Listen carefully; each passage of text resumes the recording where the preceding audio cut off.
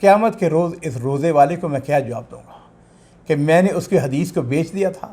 میں ریاض الجنہ کے اندر بیٹھ کر پروف پڑھا کرتا تھا اور میں تصحیح کیا کرتا تھا۔ مجھ پر ان کی گفتگو کا سحر طاری ہو گیا تھا، میں محو حیرت تھا۔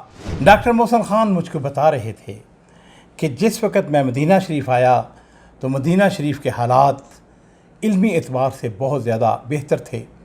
کہتے ہیں کہ یہاں پر ڈاکٹر تقی الدین حلالی یہ مراکش کے رہنے والے تھے اور بہت عظیم شخصیت تھے۔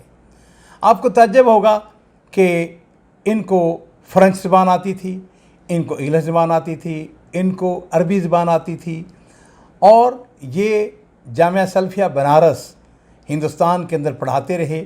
ان کو اردو زبان آتی تھی، بہت بڑی شخصیت تھے۔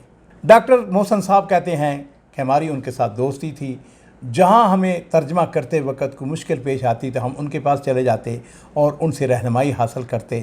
یہاں بڑی بڑی شخصیات تھی مدینہ یونیورسٹی کے اندر، اور حج کے موسم میں تو مسجد نبوی کے اندر کچھ رش ہوتا تھا، ورنہ عام دنوں میں وہاں پہ اتنا رش نہیں ہوتا تھا۔ تو کہتے ہیں میں ریاض الجنہ کے اندر بیٹھ کر پروف پڑھا کرتا تھا اور میں تصحیح کیا کرتا تھا۔ کہتے ہیں کہ بخاری شریف کا ترجمہ جب مکمل ہوا تو یہ 9 والیوم کے اندر تھا، 9 جلدوں کے اندر۔ اس کے لیے وسائل کی ضرورت تھی۔ اب ہمیں کسی ایسے شخص کی ضرورت تھی یا ادارے کی ضرورت تھی جو اس کی اشاعت میں پیسہ خرچ کرے، سرمایہ خرچ کرے۔ کہتے ہیں کہ میں نے رابطہ عالم اسلامی کو خط لکھا، ان کی طرف سے کوئی مؤثر جواب نہ ملا۔ پھر کہتے ہیں کہ میں اکثر اللہ تعالیٰ سے بیٹھ کے دعا کرتا کہ یا اللہ خزانہ غیب سے ہماری مدد فرما۔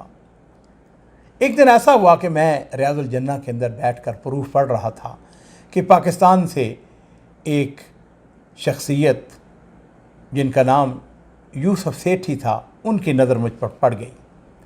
کہنے لگے میں تمہیں کئی دنوں سے دیکھ رہا ہوں، تم انگریزی میں کچھ لکھتے پڑھتے یہ کیا کر رہے ہو؟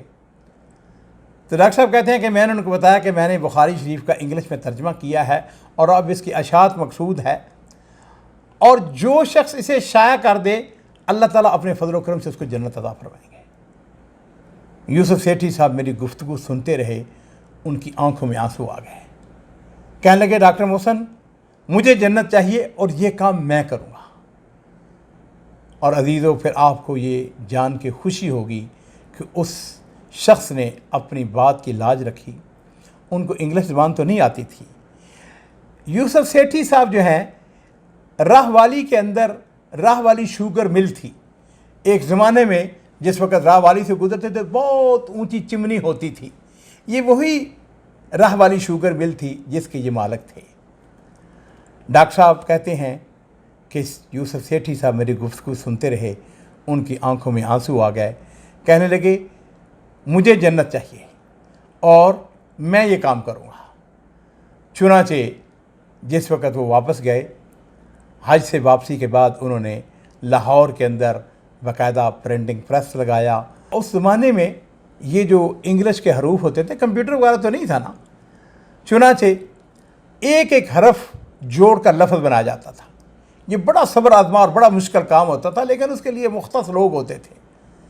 چنانچہ سب سے پہلی مرتبہ بخاری شریف کا ترجمہ 9 جلدوں میں لاہور سے شائع ہوا، پھر یہ استنبول سے اور پھر شکاگو سے، اور عزیزو پھر اللہ تعالیٰ نے دارالسلام کو توفیق عطا فرمائی کہ میں ڈاکٹر محسن صاحب کے سامنے بیٹھ کر مدینہ شریف کے اندر ان کی یہ داستان سن رہا تھا، ان سے یہ واقعات سن رہا تھا۔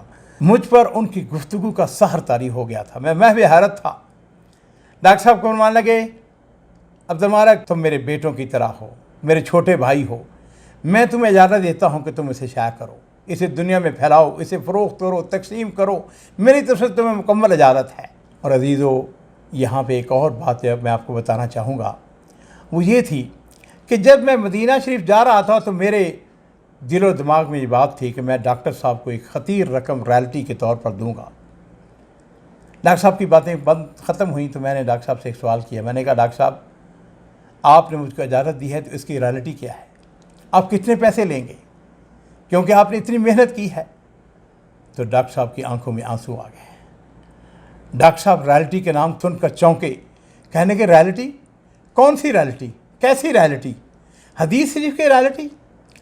اور کھڑکی سے روزہ اقدس نظر آ رہا تھا۔ انہوں نے اس کی طرف اشارہ کرتے ہوئے فرمایا، پھر قیامت کے روز اس روزے والے کو میں کیا جواب دوں گا کہ میں نے اس کی حدیث کو بیچ دیا تھا، میں نے یہ کام پیسے کے لیے تو نہیں کیا تھا۔ ڈاکٹر صاحب رو پڑے اور میں بھی پتھر دل نہ تھا، میری آنکھوں میں بھی ندامت کے آنسو اب بہہ نکلے۔ اور عزیزو، اس کے بعد کیا ہوا انشاءاللہ اگلے ایپیسوڈ کے اندر آپ کے سامنے گفتگو کریں گے۔ وآخر دعوانا ان الحمدللہ رب العالمین۔